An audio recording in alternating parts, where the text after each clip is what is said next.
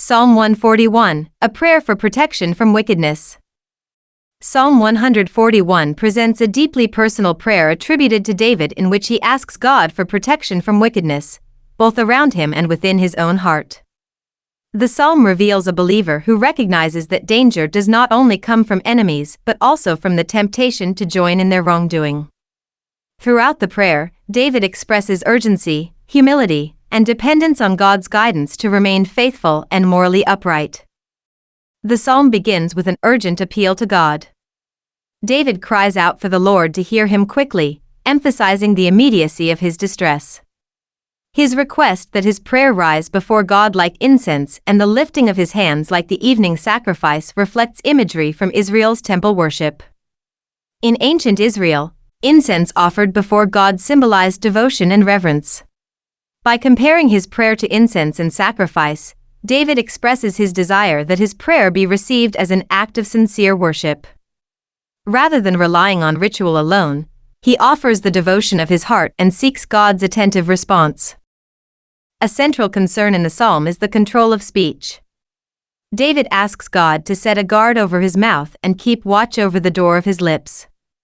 This request shows a profound awareness of how easily words can become sinful.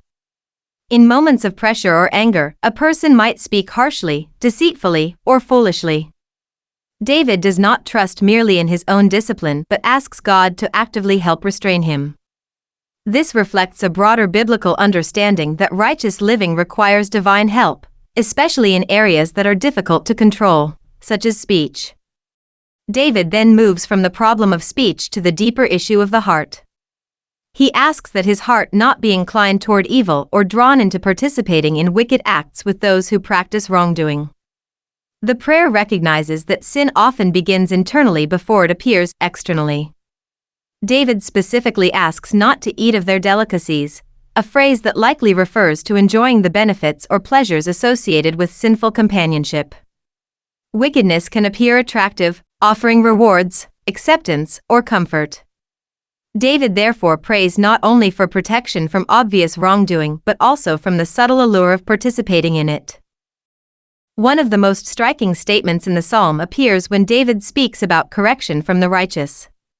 He declares that if a righteous person strikes or rebukes him, it should be considered a kindness. Rather than resisting correction, he sees it as beneficial, comparing it to precious oil poured upon the head. In the ancient world, oil symbolized honor, blessing, and refreshment. By using this image, David shows that he values honest rebuke from godly people more than flattering approval from the wicked. This attitude reflects humility and a desire for moral growth.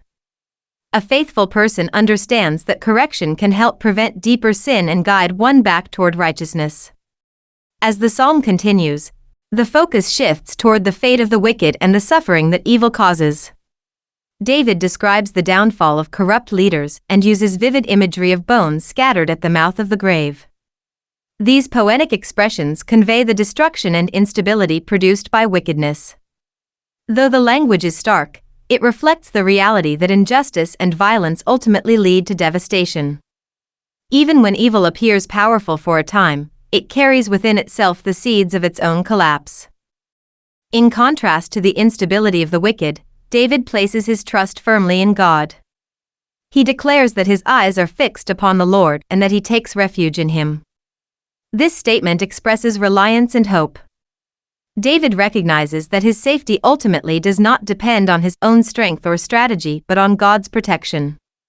His plea not to be left destitute is a request that God would not abandon him to the power of his enemies or allow him to fall into their schemes. The psalm concludes with imagery of traps and snares set by the wicked. David asks God to keep him safe from these hidden dangers. At the same time, he expresses confidence that those who set such traps will ultimately fall into them themselves. This idea reflects a recurring biblical theme that evil often returns upon those who commit it.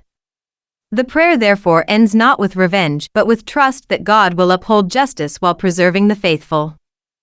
Taken as a whole, the psalm portrays a believer seeking moral integrity in a corrupt environment. David asks God to guard his speech, purify his heart, help him accept correction, and protect him from the influence and schemes of the wicked. The prayer demonstrates that true righteousness involves both inner transformation and reliance on God's sustaining grace. It teaches that spiritual safety is found not merely in avoiding enemies but in continually turning to God for guidance, discipline, and refuge. Psalm 141, a Psalm of David. Lord, I cry out to you. Make haste to me. Give ear to my voice when I cry out to you.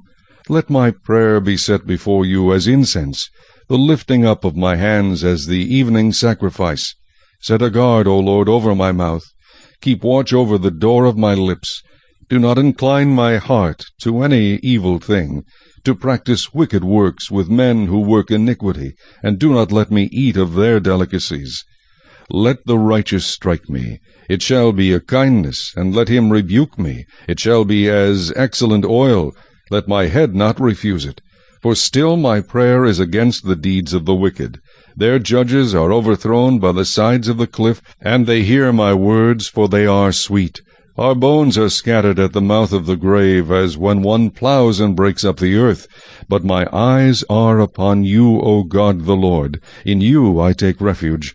Do not leave my soul destitute. Keep me from the snares they have laid for me, and from the traps of the workers of iniquity. Let the wicked fall into their own nets, while I escape safely.